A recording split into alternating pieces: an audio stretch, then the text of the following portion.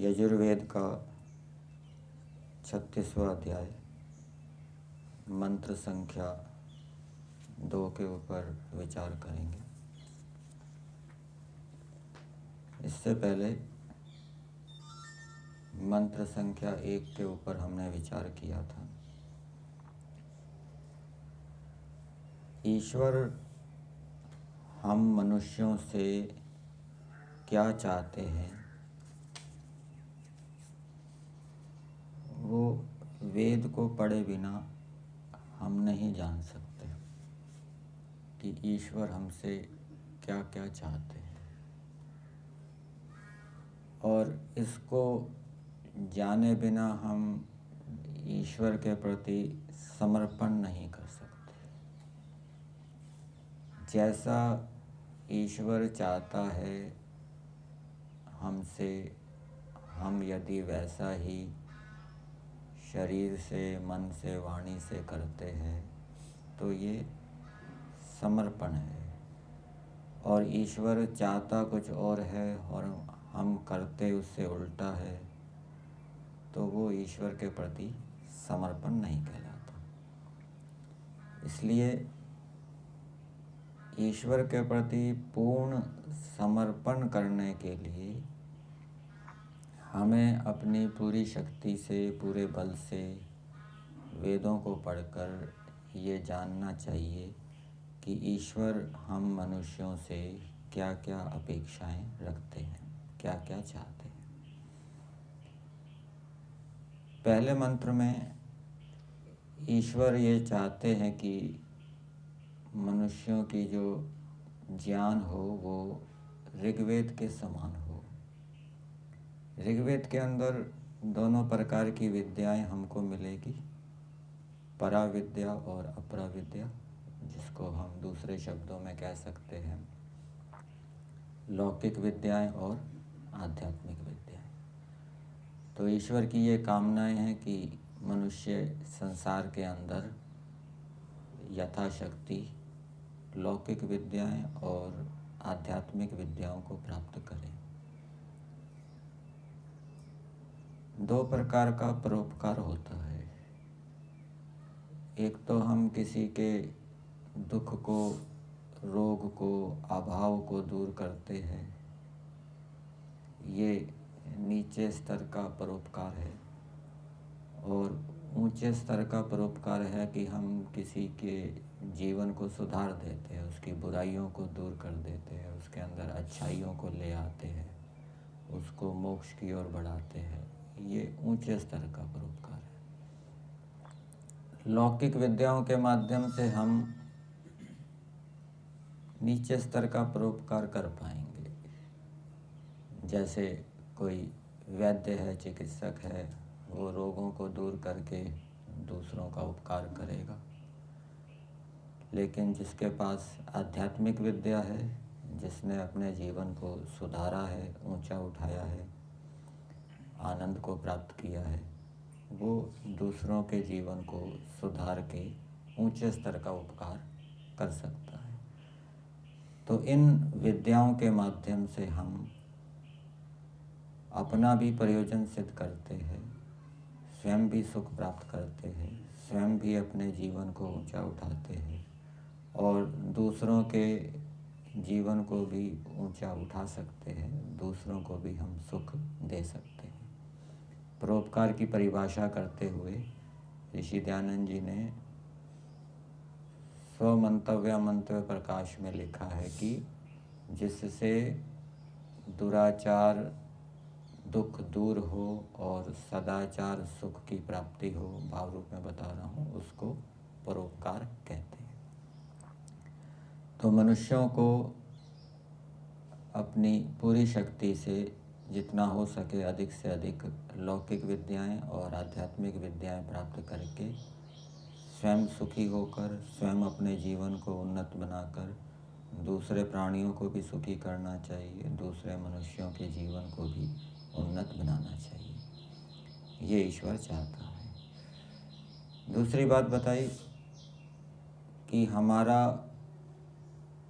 जो मन है, ईश्वर ये चाहता है कि मनुष्य जो अपने प्रयोजन को सिद्ध करें और दूसरे के जो प्रयोजनों को सिद्ध करें, उसको सिद्ध करते समय वो जो क्रियाकलाप करते हैं, वो क्रियाकलाप यजुर्वेद के समान होने चाहिए, यजुर्वेद के अनुकूल होने चाहिए। अर्थात इस प्रकार से अपने प्रयोजन को सिद्ध करें जिससे कि अन्याय ना हो, अधर्म ना हो, पक्षपात ना हो, और दूसरों का उपकार भी इस विधि से करें, इन क्रियाकलापों से करें जिससे कि उसके अंदर हिंसा, अन्याय, पक्षपात आदि ना हो। तो उसको जानने के लिए मनुष्यों को यजुर्वेद पढ़ना चाहिए। और यजुर्वेद मुख्य रूप से कर्मों का वर्णन करता है। उसके अंदर हमें अनेक कर्मों का बोध होगा कि कहाँ कहाँ कैसे कर्म करने हैं, कौन से कर्म नहीं करने। और तीसरा, ईश्वर ये चाहता है कि मनुष्य मेरी उपासना करें, उनके जो प्राण हैं वो सामवेद के समान हों। और ईश्वर की उपासना कैसे करनी है, उसकी क्या विधि है, उसको जानने के लिए मनुष्यों को सामवेद पढ़ना चाहिए। ईश्वर ने हमें ये शरीर प्रदान दिया है, शरीर प्रदान किया है, सूक्ष्म शरीर है, स्थूल शरीर है। और मंत्र में दिया है वागो जहा सहुजो मई प्राणापानौ। इन पदों के माध्यम से ईश्वर मनुष्यों को ये प्रेरणा दे रहे हैं कि मैंने जो तुमको लिंग शरीर, सूक्ष्म शरीर, स्थूल शरीर दिया है, इसको तुम स्वस्थ बनाओ, समर्थ बनाओ। और जो भी तुम्हारे पास ज्ञान विज्ञान हो, वो ज्ञान विज्ञान भ्रांति या संशय से युक्त ना हो। चाहे वो लौकिक ज्ञान विज्ञान हो, चाहे आध्यात्मिक ज्ञान विज्ञान हो, उसमें तुम्हारी दृढ़ श्रद्धा हो, विश्वास हो। ये ईश्वर मनुष्यों से अपेक्षा रखते हैं, चाहते हैं।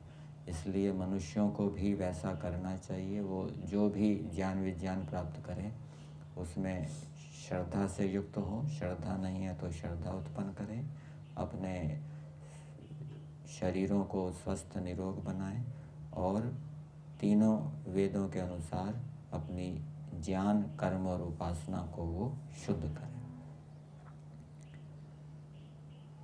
दूसरा मंत्र जिसके ऊपर आज हम विचार करेंगे, मंत्र है यन्मे छिद्रम चक्षुषो हृदयस्य मनसो वाति तृणम बृहस्पतिर्मे तद्दधातु शं नो भवतु भुवनस्य यस्पति।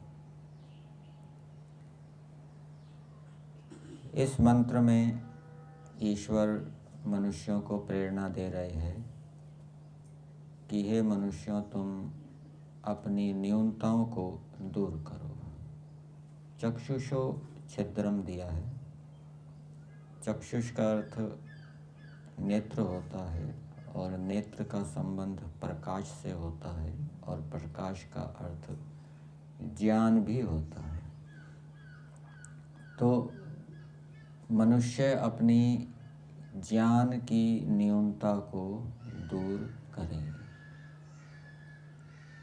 ज्ञान में पूर्ण हो, चाहे लौकिक ज्ञान हो, चाहे आध्यात्मिक ज्ञान हो। अर्थात हमारे अंदर जितना सामर्थ्य है, उस सामर्थ्य के उपयोग करते हुए हमें लौकिक ज्ञान और आध्यात्मिक ज्ञान को प्राप्त करना चाहिए। एक अर्थ ये। और दूसरा अर्थ, ज्ञान की न्यूनता का मतलब कि कभी कभी हम ज्ञान प्राप्त तो कर लेते हैं, वो शाब्दिक ज्ञान होता है, उसके अंदर संशय होता है, कभी कभी भ्रांति भी उत्पन्न हो जाती है। जब उस ज्ञान के साथ और दूसरा ज्ञान जुड़ता जाता है, चिंतन, मनन, निधिध्यासन आदि के माध्यम से, तपस्या आदि के माध्यम से, तो वो ज्ञान शुद्ध हो जाता है। तो उस ज्ञान को पूर्ण कहेंगे। तो हमारे ज्ञान में जो न्यूनता है, अर्थात जो हमने सुना पढ़ा है उस पर अभी हमें विश्वास नहीं हो रहा, संशय है, भ्रांतियाँ हैं, तो उसको पूर्ण करना चाहिए। और उसको पूर्ण करने के लिए हमें प्रतिदिन उसकी आवृत्ति करनी चाहिए, उस पर विचार करना चाहिए। मुख्य रूप से 3 प्रकार का ज्ञान वो हमें शुद्ध करने का प्रयास करना चाहिए, जिसके विषय में हम जानते हैं। एक तो ईश्वर के विषय में, दूसरा संसार के विषय में, और तीसरा जीवात्मा के विषय में। ईश्वर हम सब प्राणियों का और इस सारे जगत का स्वामी है, सब जीवात्माओं के कर्मों का अध्यक्ष है, उनके कर्मों को जानने वाला है, ठीक ठीक फल देने वाला है, न्यायकारी है, पक्षपात रहित है, निराकार है, चेतन है, अनंत है, सर्वव्यापक है, सबका हित चाहने वाला है और अनंत दिव्य गुण कर्मों से युक्त है। इस ज्ञान को प्रतिदिन हमें दोहराना चाहिए। ईश्वर के विषय में ध्यान तो करते हैं, चिंतन तो करते हैं, लेकिन यदि इन गुणों को हम नहीं लाए कि ईश्वर निराकार है, चेतन है, सर्वव्यापक है, दूसरे गुणों को लाते रहें तो इन गुणों में फिर संशय हो जाएगा, फिर भ्रांतियाँ हो जाएगी। इसलिए ये आवश्यक गुण हैं, इनके ऊपर प्रतिदिन हमें विचार करना चाहिए, इनको दोहराना चाहिए। दूसरा, आत्मा के विषय में भी ज्ञान में न्यूनता होती है। आत्मा के विषय में अनेक संशय होते हैं, अनेक भ्रांतियाँ होती हैं। इसलिए आत्म विषयक ज्ञान को भी हमें प्रतिदिन दोहराना चाहिए, जिससे कि आत्मा के विषय में जो संशय भ्रांतियाँ हैं वो दूर होते रहें। जैसे आत्मा निराकार है, चेतन है, एकदेशी है, अल्पज्ञ है, अल्प सामर्थ्य वाला है। प्रत्येक जीवात्मा कर्म करने में स्वतंत्र है, हर एक के अलग अलग संस्कार हैं, अलग अलग शिक्षाएं प्राप्त की हैं, अलग अलग योनियों से आए हैं, अलग अलग वातावरण से आए हैं, सब में भिन्नता है। और जीवात्मा ने जो जो कर्म कर लिया है उन कर्मों का फल वो अवश्य ही भोगेगा। ईश्वर की न्याय व्यवस्था में उसको फल भोगने में स्वतंत्रता है। और ये शरीर, बुद्धि, मन आदि और जितने भी हमारे पास नैमित्तिक गुण हैं, बल, पुरुषार्थ, विद्या, सहन शक्ति आदि, ये सब हमारे नहीं हैं। हम सब इनसे अलग हैं। ये हमारे गुण नहीं हैं, ये हमारे अवयव नहीं हैं। तो इस रूप में प्रतिदिन विचार करना, नहीं तो मनुष्य शरीर को ही अपना स्वरूप मानता है, धन संपत्ति को ही अपना स्वरूप मानता है, और धन संपत्ति के नुकसान होने पर वो ये मानता है कि मैं लुट गया, बर्बाद हो गया, मेरा नुकसान हो गया।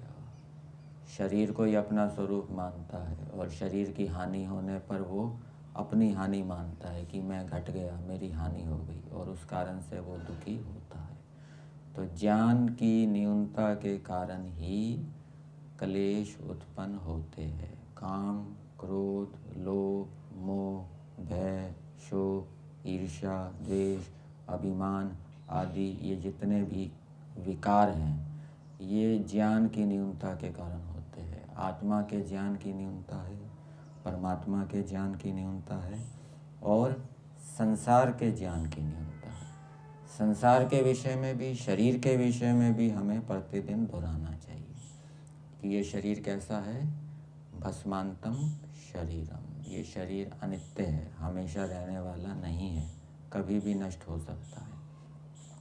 और ये हमारा पहला जन्म नहीं है, अंतिम जन्म नहीं है। इससे पहले भी हमने हजारों जन्म लिए हैं, आगे भी जब तक मुक्ति नहीं होगी अनेक जन्म हम लेंगे। तो ये जीवन क्षणभंगुर है, पानी के बुलबुले के समान है, और आगे के पीछे के जन्मों को भी हमें दोहराना चाहिए, जिससे कि हम आगे के जन्मों को ध्यान में रखते हुए अपने वर्तमान जन्म का सदुपयोग करें।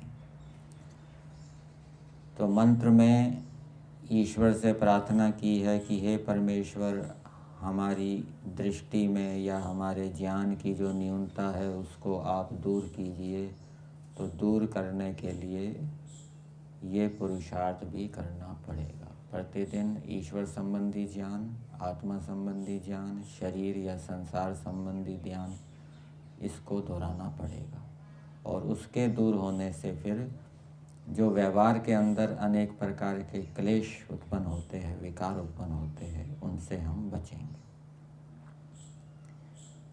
दूसरी बात मंत्र में बताई, हृदयस्य छिद्रम, हृदय का जो छिद्र है उसको आप दूर कर दीजिए।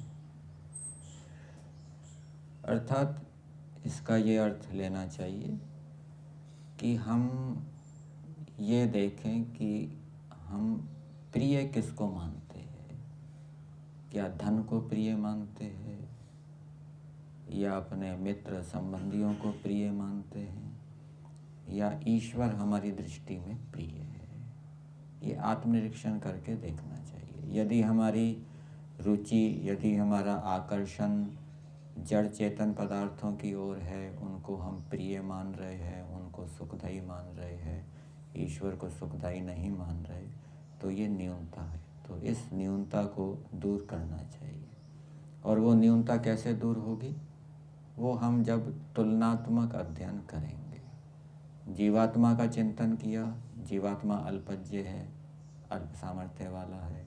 दूसरी ओर ईश्वर की ओर देखा, ईश्वर सर्वज्ञ है, सर्वशक्तिमान है। जीवात्मा एकदेशी है, अणुपरिमाण वाला है। ईश्वर सर्वदेशी है, अनंत है। जीवात्मा के गुण कर्म स्वभाव सीमित है, ईश्वर में अनंत गुण कर्म स्वभाव है। और हमारे पास जो नैमित्तिक गुण हैं वो सब ईश्वर से आए हैं। ईश्वर के अंदर ये सारे गुण स्वाभाविक हैं, अनंत हैं, उनकी कोई सीमा नहीं है। दूसरी ओर शरीर अनित्य है, ईश्वर नित्य है। प्रकृति, संसार से जो सुख मिलता है वो क्षणिक होता है, उसके अंदर दुख मिला होता है। ईश्वर से जो हमें सुख मिलता है वो स्थायी होता है, लंबे समय तक मिलता है, और वो दुख मिश्रित नहीं होता। तो इस प्रकार से जब हम जीवात्मा के गुण धर्मों का, संसार के गुण धर्मों का ईश्वर के साथ तुलना करेंगे तो ईश्वर का महत्व समझ में आएगा। और उससे हमारी जो प्रियता है वो संसार से हटकर, जीवात्माओं से हटकर ईश्वर की ओर होगी। फिर हम ईश्वर को प्रिय मानने लगेंगे, ईश्वर की उपासना करेंगे। तो ये आत्मनिरीक्षण के माध्यम से हमें देखना चाहिए हम किसको प्रिय मान रहे हैं। दिन भर हमारा रुचि, आकर्षण, महत्व किसकी ओर है, उसको जानकर हमें, यदि ईश्वर की ओर कम महत्व है, ईश्वर को कम महत्वपूर्ण मानते हैं, तो उस न्यूनता को दूर करना चाहिए। अधिक से अधिक ईश्वर का विचार और ईश्वर के गुण धर्मों के साथ संसार और जीवात्माओं के गुण धर्मों की तुलना करते रहना चाहिए। तीसरी बात बताई, ईश्वर मनुष्यों से ये चाहते हैं कि वो मनसो अति तृणम दधातु, अर्थात जो मन की हिंसा भाव है, अति हिंसितम, उसको वो दूर करें। सबसे पहले बताया ज्ञान की न्यूनता, विद्या की न्यूनता, अविद्या के कारण कलेश उत्पन्न होते हैं। दूसरा, ईश्वर से भिन्न की उपासना के कारण भी अनेक प्रकार के दुख प्राप्त होते हैं। और तीसरा, जो मन की अति हिंसितम, हिंसा भाव है, मन से मनुष्य जो अनेक प्रकार की हिंसाएं करते हैं, वो भी देखना चाहिए कि हम व्यवहार के अंदर कहाँ कहाँ त्रुटियां कर रहे हैं। हिंसा शरीर से, मन से, वाणी से। और ब्रह्मचर्य का कोई अच्छी प्रकार से पालन नहीं कर रहा, वो हिंसा कर रहा है। अपरिग्रह का पालन नहीं कर रहा, वो हिंसा कर रहा है। चोरी कर रहा है वो हिंसा कर रहा है, जो सत्य का पालन नहीं कर रहा वो हिंसा कर रहा है। इसी प्रकार से जो अपने अपने वर्णों, आश्रमों के धर्मों का, कर्तव्यों का ठीक ठीक पालन नहीं कर रहे, वो भी क्या है, हिंसा कर रहे हैं। तो शरीर से, मन से, वाणी से अनेक प्रकार की हिंसाएं होती रहती है। ये न्यूनता है, इसको देखना चाहिए और उसको दूर करने का प्रयास करना चाहिए। और दूर करने का उपाय क्या है? उस हिंसा से हमें क्या क्या दुख, कितना अज्ञान प्राप्त होगा। दुख अज्ञान अनंत फला इति प्रतिपक्ष भावना, ये हिंसा आदि वितर्क के ये परिणाम है। यदि हम हिंसा करते रहेंगे तो ज्ञान नहीं मिलेगा। ज्ञान नहीं मिलने पर तत्व ज्ञान नहीं होगा, ज्ञान बढ़ेगा नहीं, वैराग्य नहीं होगा, और जिस लक्ष्य को हम प्राप्त करना चाहते हैं उस लक्ष्य को प्राप्त नहीं करेंगे। हिंसा के कारण ज्ञान नहीं मिलेगा, ज्ञान ना मिलने के कारण संशय दूर नहीं होंगे, संशय ना दूर होने के कारण तत्व ज्ञान नहीं होगा। इसलिए हिंसा का भी उसमें भूमिका है। और दूसरी बात बताई कि मन की जो व्याकुलता है उसको भी हम दूर करें, अर्थात चंचलता, किसी विषय के बिना रह ना पाना, व्याकुल हो जाना, ये मिलना चाहिए मिलना चाहिए, किसी विषय में आसक्ति, इसको हम ले सकते हैं। तो विषयों में आसक्ति नहीं होनी चाहिए। और दूसरा, हम अपने कर्तव्यों का, धर्मों का ठीक ठीक पालन करें, जिससे कि किसी प्रकार की हिंसा ना हो। तो ये एक प्रकार से 3 क्षेत्रों में, ज्ञान के क्षेत्र में, विद्या के क्षेत्र में, उपासना के क्षेत्र में और कर्म के क्षेत्र में जो जो न्यूनताएं हैं वो मनुष्यों को आत्मनिरीक्षण के माध्यम से जानना चाहिए और उनको दूर करने के लिए प्रयास करना चाहिए। और प्रयास करने के साथ साथ ईश्वर से भी प्रार्थना करनी चाहिए, फिर ईश्वर सहायता करेगा। जो अपनी न्यूनताओं को दूर करने के लिए पूरी शक्ति लगाएगा, पूरे बल से उन न्यूनताओं को दूर करेगा और साथ साथ में ईश्वर के समर्पित भी रहेगा, तब प्रार्थित ईश्वर उसकी सहायता करेगा। ईश्वर के विषय में यहाँ पर मंत्र में एक तो बृहस्पति पद आया है, ईश्वर को बृहस्पति कहा है, और बृहस्पति का अर्थ किया है बृहताम आकाशादीनाम पालका ईश्वर। ईश्वर बड़े बड़े आकाश आदि पदार्थ अथवा और भी जो सूर्य, पृथ्वी आदि बड़े बड़े लोकांतर हैं उनका पालन करने वाला है। एक सरपंच होता है, वो गांव का पालक होता है। फिर सरपंच से ऊपर अधिकारी व्यक्ति जो अनेक गांवों के ऊपर नियंता होता है, कौन होता है?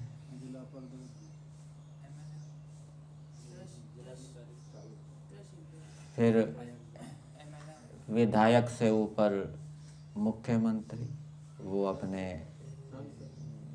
जिले का पालक होता है। फिर मुख्यमंत्री से ऊपर देश का पालक प्रधानमंत्री। तो सरपंच से अधिक किसका महत्व है? प्रधानमंत्री का। सरपंच से अधिक किसका महत्व है? मुख्यमंत्री का। वो बहुत अधिक लोगों का, समूहों का पालन कर रहा है। और फिर प्रधानमंत्री से भी ऊपर कोई चक्रवर्ती राजा है जो सारे, जिसके अधीन विश्व के अंदर जितने देश है जिस उसके अधीन है, उसका पालन करने वाला है, उसका उससे भी अधिक महत्व है। परंतु ईश्वर क्या है?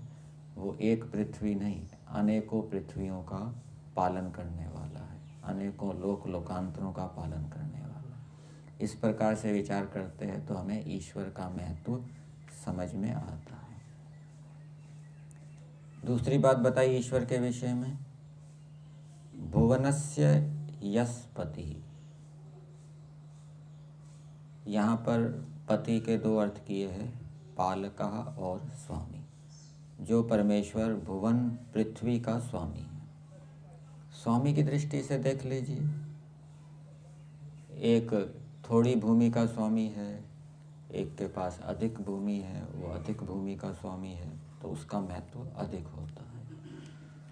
तो ईश्वर तो सारी सृष्टि का स्वामी है, तो उसका महत्व कितना अधिक होगा। तो ऐसे ईश्वर से प्रार्थना की गई है। दूसरी प्रार्थना शम नो भवतु, कि ईश्वर हमारे लिए सुखकारी होवे, कल्याणकारी होवे, अर्थात ईश्वर हमारा कल्याण करे। कल्याण करने का मतलब क्या है कि ईश्वर हमारे दुखों को, दुर्गुणों को, दुराचारों को दूर करे। ईश्वर से प्रार्थना तो की गई है कल्याण को करने के लिए, लेकिन पुरुषार्थ भी करना पड़ेगा। तो ईश्वर हमारा कल्याण तभी करेगा जब हम ईश्वर की आज्ञा के अनुकूल चलेंगे, ईश्वर की आज्ञा पालन करने में पुरुषार्थ करेंगे, तब ईश्वर हमारा कल्याण करेगा। इस मंत्र के भावार्थ में दिया है, परमेश्वर की उपासना और आज्ञा पालन से। ये जो न्यूनताओं को दूर करने की बात आई थी, ज्ञान संबंधी न्यूनता, उपासना संबंधी न्यूनता, कर्मों से संबंधी न्यूनता, ये न्यूनता कैसे दूर होगी। भावार्थ में आपको इसका उत्तर मिलेगा कि परमेश्वर की और उपासना और आज्ञा पालन से ये हमारी न्यूनताएं दूर होगी। धर्म के 10 लक्षण एक श्लोक के अंदर बताए गए हैं मनुस्मृति में, धृति, क्षमा, दमो, स्तयम, और उसके अंदर विद्या भी बताया गया है। तो विद्या को प्राप्त करना ये भी क्या है, धर्म है, ये भी ईश्वर की आज्ञा है। और ईश्वर की उपासना और आज्ञा पालन से अहिंसा धर्म को स्वीकार कर। यदि हम ईश्वर की उपासना करते हैं, ईश्वर की आज्ञा का पालन करते हैं, तो हम एक प्रकार से अहिंसा रूपी धर्म का अनुष्ठान कर रहे हैं। और यदि हम ईश्वर की उपासना नहीं कर रहे, ईश्वर की आज्ञा पालन नहीं कर रहे, तो एक प्रकार से हम अहिंसा रूपी धर्म का अनुष्ठान नहीं कर रहे। एक बालक है, विद्यार्थी है, वो माता पिता से प्रेम नहीं करता, तो वो एक प्रकार से हिंसा कर रहा है, माता पिता को कष्ट दे रहा है, ठीक है ना। और दूसरा विद्यार्थी है, बालक है, वो माता पिता गुरुजनों से प्रेम रखता है, श्रद्धा रखता है, तो वो अहिंसा का पालन कर रहा है, वो उनको सुख दे रहा है। तो ईश्वर की उपासना और आज्ञा पालन से अहिंसा धर्म का पालन होता है, और अहिंसा धर्म के पालन करने से जितेंद्रियता की प्राप्ति होती है। तो इसको यूँ समझ सकते हैं कि जो ईश्वर की आज्ञा पालन और उपासना करता है वो जितेंद्रिय हो सकता है। किसी भी आश्रम में है, ब्रह्मचर्य आश्रम, गृहस्थ आश्रम, वानप्रस्थ आश्रम और संन्यास आश्रम। तो जो मनुष्य अपने अपने आश्रमों के नियमों का, धर्मों का, कर्तव्यों का ठीक ठीक पालन कर रहा है, तो वो उस आश्रम में जितेंद्रियता को प्राप्त होगा। एक मनुष्य ब्रह्मचर्य आश्रम से गृहस्थ आश्रम में चला गया। ब्रह्मचर्य आश्रम में तो उसने ठीक ठीक नियमों का पालन किया, लेकिन गृहस्थ आश्रम में वो नियमों का, धर्मों का ठीक प्रकार से पालन नहीं कर रहा, तो वहाँ पर फिर उसका मन इंद्रियों के ऊपर नियंत्रण नहीं रहेगा। ये अपने कर्तव्यों के ठीक ठीक पालन करने से मन इंद्रियों के ऊपर नियंत्रण होता है, और मन इंद्रियों के ऊपर नियंत्रण होने से आत्मा परमात्मा को जानने की योग्यता उत्पन्न होती है। वो आत्मा परमात्मा को समझ सकता है, और आत्मा परमात्मा को समझ सकने के बाद ही वो अपने चरम लक्ष्य को प्राप्त कर पाता है। तो मूल यही है कि हम ईश्वर की उपासना और ईश्वर की आज्ञा पालन को ना छोड़ें, अधिक से अधिक ईश्वर की आज्ञाओं को जानने का प्रयास करते रहें, शास्त्रों के माध्यम से, विद्वानों के संग से। और जितना हमने ईश्वर की आज्ञाओं को जाना है, उतना हम पूरी शक्ति से उसको व्यवहार में भी लाने का प्रयास करें। तो इससे हमारा कल्याण होता जाएगा और हमारा जो सुख है वो बढ़ता जाएगा। ये मंत्र के अंदर बताया गया। यहीं तक रखते हैं।